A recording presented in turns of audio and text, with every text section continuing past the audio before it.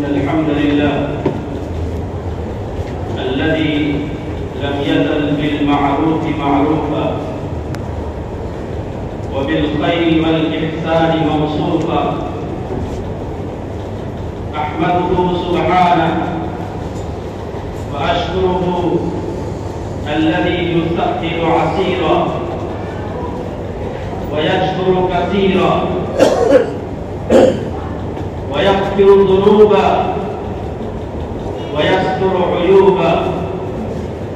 هو الأول والآخر والظاهر والباطن وهو بكل شيء عليم. وأشهد أن لا إله إلا الله وحده لا شريك له، له الملك وله الحمد، يحيي ويميت وهو على كل شيء قدير. وأشهد أن سيدنا محمدا عبده ورسوله صلى الله عليه وعلى آله وأصحابه وأزواجه وذرياته وأهل بيته ومن تبعهم بإحسان إلى يوم الدين. أما بعد، فيا أيها الإخوة المؤمنون، أوصيكم ونفسي بتقوى الله عز وجل، لأن الله عز وجل يقول: ولقد وصينا الذين أوتوا الكتاب من قبلكم وإياكم أن اتقوا الله. وأوصيكم ونفسي باغتنام الأيام والليالي، لأن الله سبحانه وتعالى يقول: يا أيها الذين آمنوا اتقوا الله ولتنظر نفس ما قدمت لغد واتقوا الله إن الله خبير بما تعملون. أيها الإخوة المؤمنون، بداية عام ونهاية عام، إشراقة سنة ومضي سنة، سنة من سنن الله عز وجل وظاهرة من ظواهر هذا الكون. ذلك لأن الله سبحانه وتعالى جعل الأعوام والسنوات مجموعة الشهور، وجعل الشهور مجموعة الأصابع، وجعل الأصابع مجموعة الأيام والليالي، وجعل الأيام والليالي مجموعة الساعات، وجعل الساعات مجموعة الدقائق والثواني. فمن ضيع دقيقة أو ثانية من حياته فكأنما ضيع جزءا كبيرا من حياته.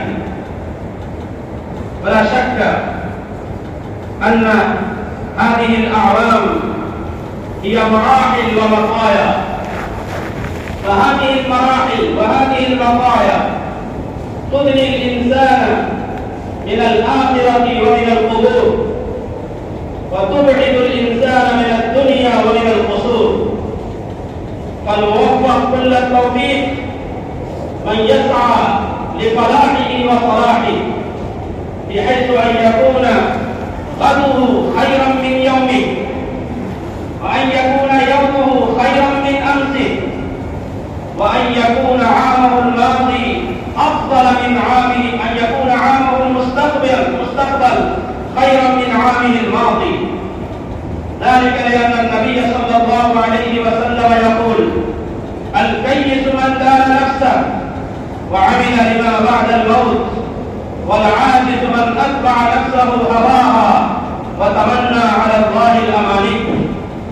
أيها الإخوة المؤمنون، الدنيا دار بلاء وامتحان، الدنيا حبلى بالمشكلات، الدنيا تكلى بالملمات، الدنيا فانية زائلة والآخرة باقية خالدة. الدنيا مزرعة للآخرة، من زرع في هذه الدنيا حصد في الآخرة. فأساس الآخرة هي أعمال الدنيا الدنية.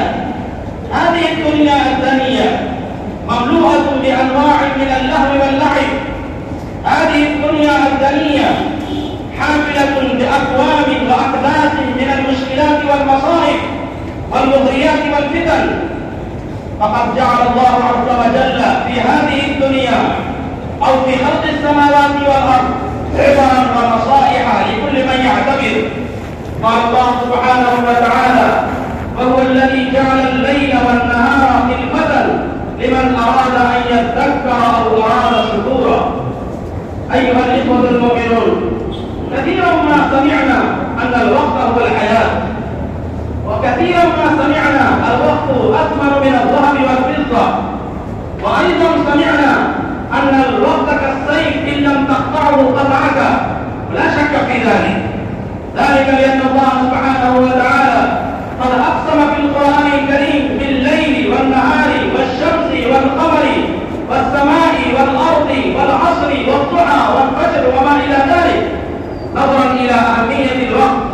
فقد جعل الله سبحانه وتعالى العبادات كلها كتابا موقوتا، فمن أدى هذه العبادات في داخلها كانت هذه العبادات أداء، ومن أدى هذه العبادات خارج الأوقات كانت هذه العبادات قضاء.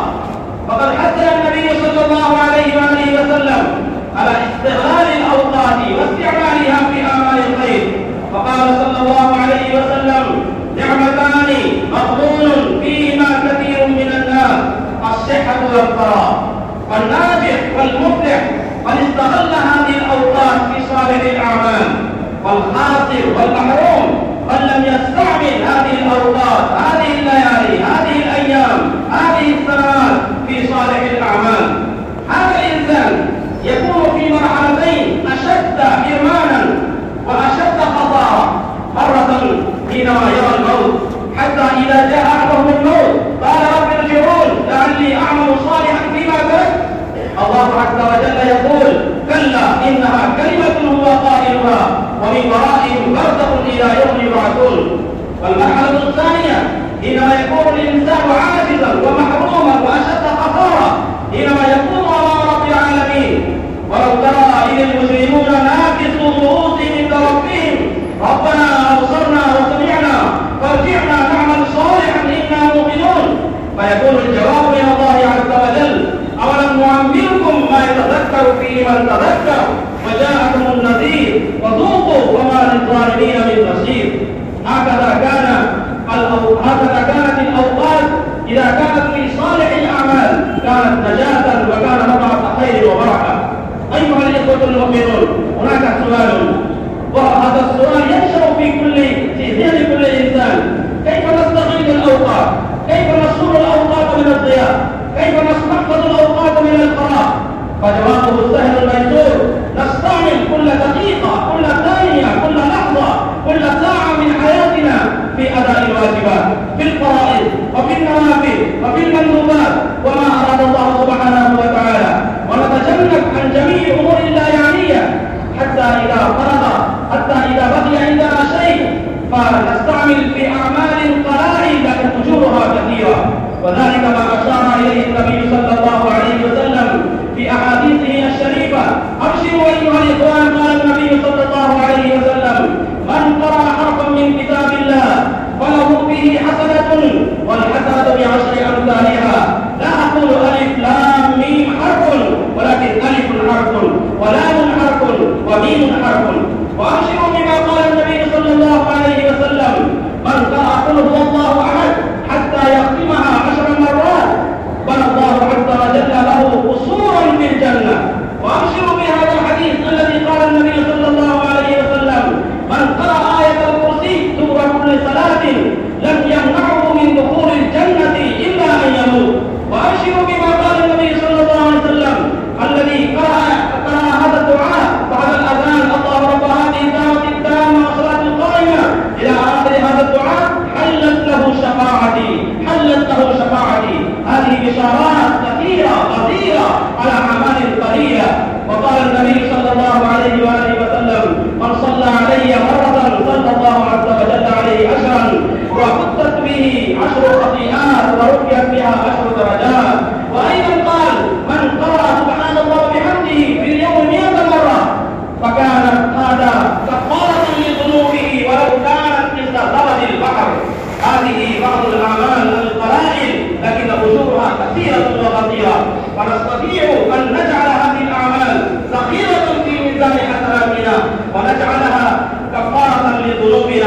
أقول هذا وأستغفر الله لي ولكم ولسائر المسلمين من كل ذنب فاستغفروه إنه هو الغفور الرحيم.